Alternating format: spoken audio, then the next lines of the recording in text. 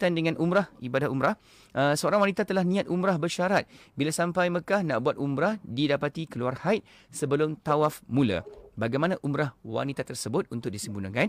Soalan kedua beliau, semasa perjalanan dari Madinah ke Mekah selepas niat umrah, seseorang telah memakai kaca mata hitam kerana silau matahari di dalam bas. Adakah dikira langgar larangan ihramnya, Ustaz? Silakan.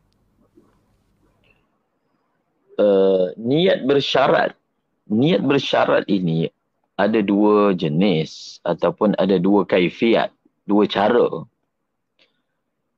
Bergantung kepada bagaimana ataupun apakah kaifiat niat bersyarat yang telah dilakukan. Yang pertama, kaifiat niat bersyarat adalah aku berniat mengerjakan umrah dan berihram dengannya kerana Allah Ta'ala, dan sekiranya aku didatangi haid, maka aku menjadi halal. Itu satu lafaz. Maka aku menjadi halal.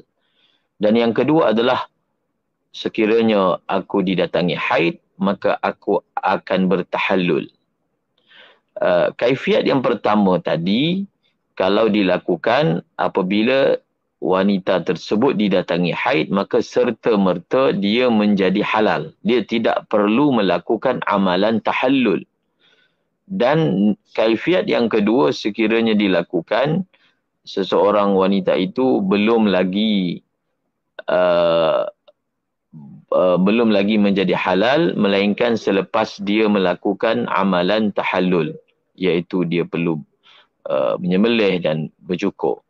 Jadi sama ada kaifiat yang pertama ataupun kaifiat yang kedua, wanita tersebut tidak boleh menyempurnakan umrahnya. Tak boleh.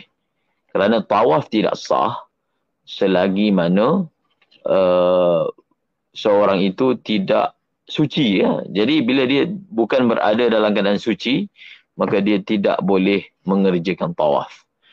Dan sekiranya dia mengambil pendekatan tahallul, maka dia telah keluar daripada ihramnya. Bagaimana dia nak menyempurnakan umrahnya? Dia hendaklah menunggu sehingga dia menjadi suci.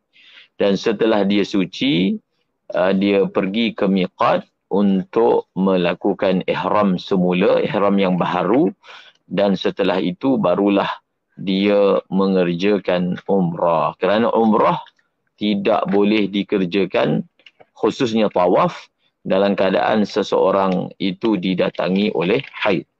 Itu yang pertama.